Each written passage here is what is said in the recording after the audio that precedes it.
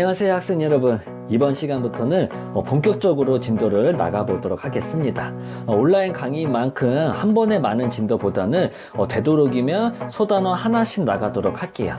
진도가 너무 느리다고 생각할 수 있겠지만 선생님이 적절하게 여러분이 지치지 않고 따라올 수 있을 정도로 나가도록 하겠습니다.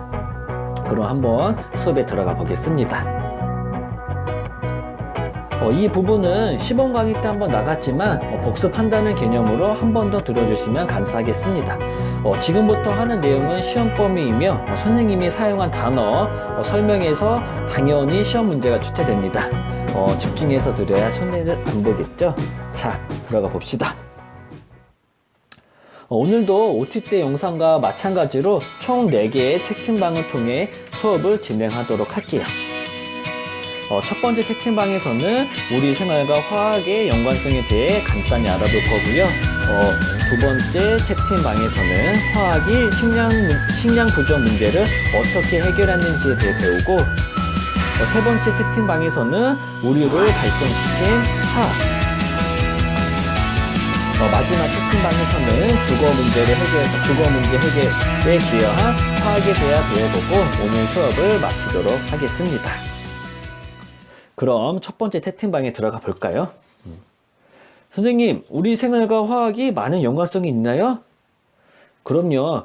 거짓말 아주 조금만 보태면 우리가 아침에 일어나서 밤에 잠들기까지 화학과 연관이 없는 경우는 없다고 보셔도 됩니다. 선생님의 하루 일과를 예를 들어 설명해 볼게요. 선생님은 아침에 일어나자마자 바로 씻어요. 양치질도 하고 세수도 하고 샴푸랑 폼클렌징을 이용해 깨끗하게 씻습니다. 보기엔 안 그렇지만 생각보다 깔끔한 사람입니다. 그 다음 여러분들을 만나기 위해 출근을 하는데요. 이때 자동차를 이용해서 출근을 합니다. 그리고 출근해서 여러분과 재미있는 실험 수업도 하겠죠. 이때 많은 화학약품이 사용될 거예요. 그리고 하루를 마치고 잠을 잘 때 선생님은 퀸 사이즈 침대에서 아주 편안하게 잡니다. 극세사 이불로 아주 따뜻하게 말이죠. 선생님의 짧은 하루 일과에서 화학이 사용이 안 되는 경우는 없습니다. 선생님 아침에 씻을 때 사용하는 모든 용품들은 계면활성제가 많이 들어가 있어요. 그러니까 화학약품이 많이 들어가 있다고 볼 수가 있습니다. 이렇게 우리가 생활하는데 화학이 굉장히 많은 연관성이 있습니다. 그래서 우리가 이제 화학을 열심히 배워야지 우리 삶을 좀 더 발전시킬 수가 있는 거예요. 그래 줄 수가 있죠? 그럼 두 번째 채팅방으로 들어가서 식량 부족 문제를 어떻게 해결했는지 배워봅시다. 산업혁명 이후에 인구가 급격하게 증가함에 따라 인류는 식량 부족 위기를 맞습니다. 식물의 퇴비나 동물의 분해와 같이 천연 비료에 의존하던 농업은 한계에 이르렀으며 이에 따라 19세기 이후에는 비료를 과학적으로 분석하고 인공적으로 합성하려는 시도가 이루어졌습니다. 그러다가 독일의 과학자 리비는 질소, 인, 칼륨이 식물 생장에 꼭 필요한 원소다라는 것을 밝혀내고 질소가 포함된 인공 비료를 개발하여 사용할 것을 제안하였습니다. 이를 바탕으로 하버는 공기 중의 질소를 수소와 반응시켜 암모니아를 대량으로 합성하는 제조 공법을 개발합니다. 이렇게 합성한 암모니아로 만든 질소 비료는 농산물의 생산량을 늘려 식량 증대에 크게 기여하게 되었죠. 이뿐만 아니라 살충제, 제초제, 복합비료 등이 개발되어 농산물의 질이 향상되고 생산량이 크게 늘면서 인류의 식량 부족 문제를 해결하는 데 화학이 매우 큰 공헌을 했다라고 볼 수가 있겠습니다.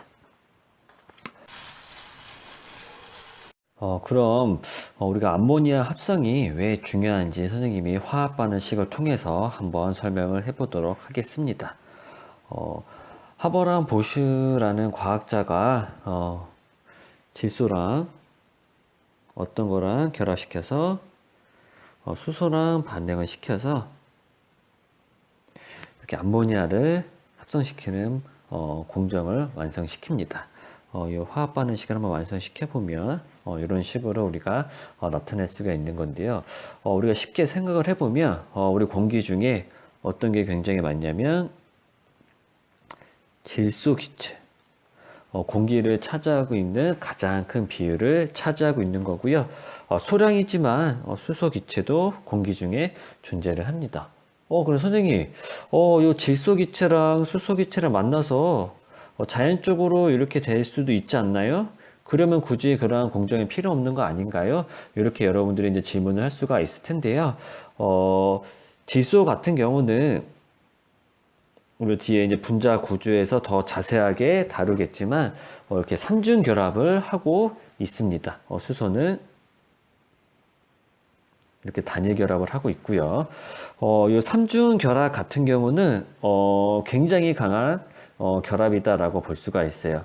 굉장히 강한 결합이다라는 거는 우리가 그 결합을 끊어버리기가 쉽지가 않다라는 겁니다. 그래서 얘네들은 조금 안정적이다라고 볼 수가 있어요. 안정적이다. 근데 우리가 식물이 요 질소를 사용할 때에는 어떻게 사용할 수가 있냐면요. 이렇게 질소 원소끼리 결합이 되어 있는 상태에서는 우리 사용을 할 수가 없습니다. 요 결합이 깨져야지만 우리가 사용을 할 수가 있어요. 근데 공기 중에 있는 거는 이렇게 삼중 결합으로 되어 있기 때문에 끊기 쉽다, 어렵다, 어렵습니다. 그래서 식물들이 공기 중에 있는 질소 기체를 가져오더라도 쉽게 사용을 할 수가 없게 되는 겁니다. 그래서 이 상태에서 굉장히 고온이랑 고압 그리고 이제 촉매가 들어가게 되면은 이렇게 NH3의 이제 암모니아가 만들어지게 되는데요. 얘네들의 구조를 잠깐 봅시다. 이런 식으로 구조가 돼요. 여기서는 삼중 결합이었지만 여기서는 단위 결합이 되었기 때문에 삼중 결합보다는 꺼내내기가 쉽습니다. 이렇게 만든 다음에 우리가 질소를 독립적으로 빼내서 쓸 수가 있다라고 보시면 될 것 같아요. 근데 암모니아 같은 경우는 독성이 어떠냐면은 굉장히 강합니다. 냄새를 맡아보면은 엄청나게 고약하고 지독한 냄새가 나죠. 그래서 이 상태로 바로 식물에게 쓰이게 되면은 독성이 매우 강하기 때문에 또 잘 자라지 못합니다. 그래서 이거를 조금 변화를 시켜줘야 돼요. 대표적으로 어떤 식으로 많이 변화를 주냐면요. NH4에 NH4 플러스에 암모늄 이온을 만들어 주거나 그리고 요소라고 합니다. 이렇게 요소 형태로 우리가 변환해서 사용을 하게 되겠습니다. 이러한 형태로 변환시키기 위해서는 일단 전제 조건이 공기 중에 있는 질소랑 수소 기체를 어떻게 만들어야 된다. 이렇게 암모니아 기체를 만들어야 되겠습니다.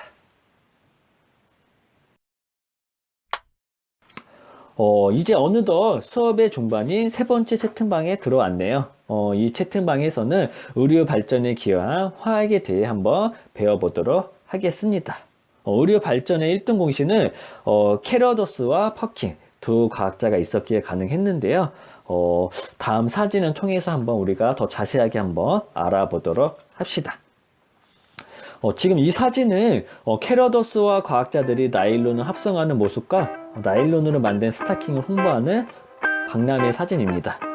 천연 섬유는 흡수성과 촉감 등이 좋지만 질기지가 않아서 쉽게 닳고 대량 생산이 어려운 단점이 있었지만 산업혁명 이후에 천연 섬유의 단점을 보완한 합성 섬유가 개발되면서 우리 생활에 큰 변화를 가져오게 됩니다. 이 합성 섬유가 바로 최초의 합성 섬유인 나일론입니다. 나일론은 헥사메틸렌 다이아민이라는 물질과 아디프산을 합성시켜서 만듭니다. 나일론은 질기고 값이 싸다는 장점이 있었지만 흡수성이 적어 땀을 흡수하는 기능은 부족합니다. 현재 나일론은 의류뿐만 아니라 가방, 밧줄, 칫솔 등에도 다양하게 사용이 되고 있어요.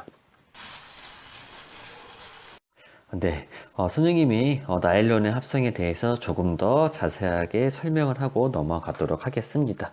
여러분들 왼쪽에 보이는 요 분자 구조식은 헥사메틸렌 다이아민이라는 물질이고요. 오른쪽에 보여지는 요 구조식은 아디프산이라는 물질입니다. 요 두 물질을 우리가 합성시켰을 때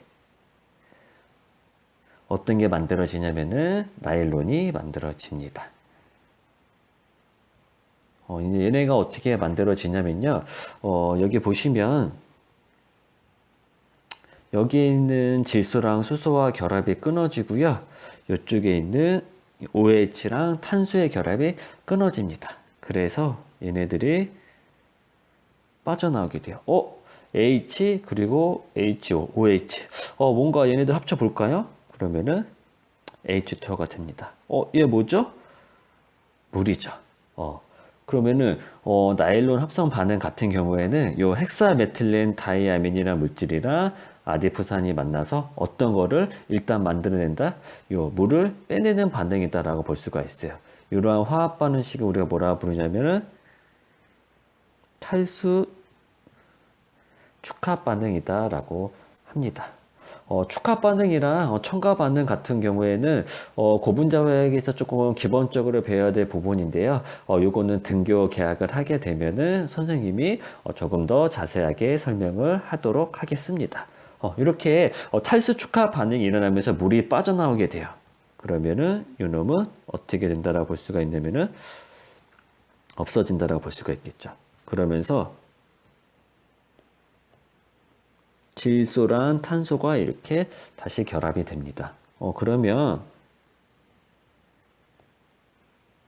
또 새롭게 만들어지는 게 보시면은 이러한 다시 한번 써볼게요. 이러한 모형이 많이 나와요. 요거는 이제 생명과학에서도 많이 배울 텐데요. 이러한 결합을 우리가 뭐라 부르냐면은 펩타이드 결합이다라고 합니다. 이거 부르는 사람에 따라서 뭐 아미드 결합이다라고 또 부르는 선생님도 계실 것 같아요. 이런 식으로 이제 뭐가 만들어지냐면은 나일론이 만들어져요. 그럼 이렇게 만들어진 나일론 우리는 뭐라고 부르냐면 66 나일론이다라고 부릅니다. 선생님, 여기 66 나일론이라 부르는데 이게 의미하는 게 뭘까요?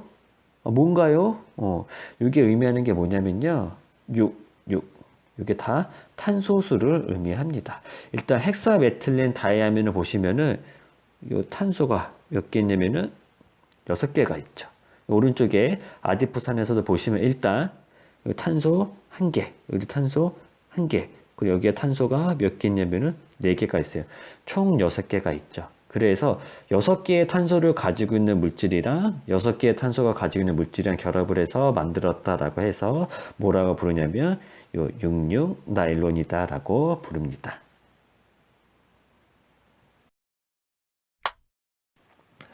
이 사진은 아마 여러분들이 많이 보지는 못했을 거예요.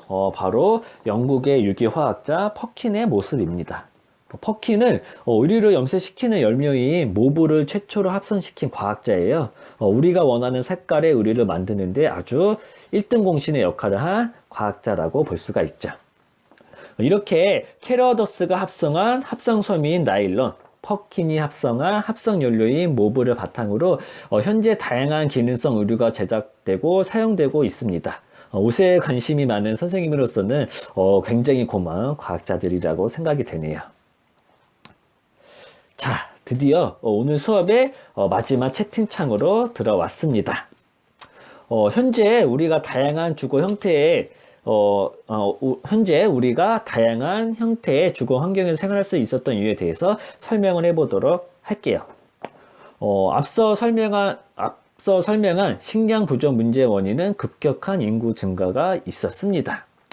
이에 따라 식량 부족 문제 외에도 뭐가 있었냐면은 주거 문제도 있었어요.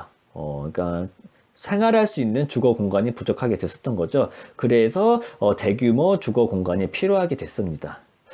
그러기 위해서는 높게 건축물을 지어야만 했습니다. 이를 가능하게 해준 것이 바로 철의 재련입니다. 철은 강도가 높기 때문에 높은 건축물을 견딜 수가 있었습니다. 여기서 여러분들이 궁금한 게 있을 거예요. 지구상에 가장 많이 존재하는 금속은 바로 철인 것 같은데 그러면 선생님 재련 없이 바로 사용하면 되는 거 아닌가요? 라고 질문을 할 수 있겠지만 철은 산소와 굉장히 친합니다. 쉽게 말하면 산소와 친하기 때문에 녹이 굉장히 잘 쓸어요. 여러분이 녹슨 철을 보면 약간 붉은기를 나타내면서 잘 부서지는 것을 볼 수 있을 텐데요. 이렇게 잘 부서지는 녹슨 철을 건물에 쓴다고 생각해 봅시다. 아마 신문 일면 기사에 나올 기사가 왕창 쏟아질 겁니다. 그리고 요거는 이제 콘크리트인데요. 콘크리트와 철근을 이용해가지고, 우리가 주거 공간에 사용할, 두께, 기둥의 두께라든지, 벽면의 두께 등은 우리가 원하는 대로 이렇게 만들 수가 있었고요. 요거에 따라서 현재, 도로도 만들 수가 있고요. 우리가 통행할 때 필요한 다리, 그리고 이렇게 다양한 건축물들이 사용하는데 굉장히 큰 역할을 하는 게 바로 철과 어떤 거다라고 볼 수가 있는 거냐면은 콘크리트다라고 이제 볼 수가 있어요. 지금까지 이제 화학이 우리 생활에 유익함을 준 이제 세 가지 경우에 대해 알아봤는데요. 이 외에도 우리 생활에 편리함을 가져다 준 경우는 굉장히 많아요. 또 화석 연료를 이용한 난방과 또 이동수단 발달 등이 있다라고 이제 볼 수가 있겠습니다. 이번에는 이제 철의 재련에 대해서 한번 좀 더 자세하게 선생님이 설명을 해보도록 하겠습니다. 지구상에 존재하는 철 같은 경우는 산소랑 굉장히 친해서 이렇게 산화철 형태로 존재를 하게 됩니다. 여기에 산화철이랑 코쿠스라는 탄소랑 같이 넣고서는 반응을 시키게 되면 일단 요 코쿠스가 탄소가 산소랑 반응해서 일산화탄소, 불완전 연소하게 돼가지고 요 일산화탄소를 만들게 됩니다. 요 일산화탄소가 요 산화철이랑 반응을 하게 돼가지고 순수한 철이랑 그리고 요 이산화탄소 기체를 발생을 시키게 돼요. 또 화학 반응식을 완성시켜 보면 이런 식으로 될 수가 있습니다. 이렇게 재련하기 전에는 얘네들을 쉽게 말하면 산화철, 녹슨철이다라고 볼 수가 있고요. 요거는 순수한 철. 그래서 강도가 강합니다. 우리는 요 강도가 강한 요 순수한 철을 가지고서는 철근 콘크리트에도 사용이 되고 다양한 분야에서 많이 사용을 하게 돼요. 요 화학 반응식 같은 경우는 나중에 산화환원 반응하면서 산화수 변화에서도 많이 나오는 화학 반응식이기 때문에 여러분들이 주의 깊게 보시면 좋을 것 같습니다.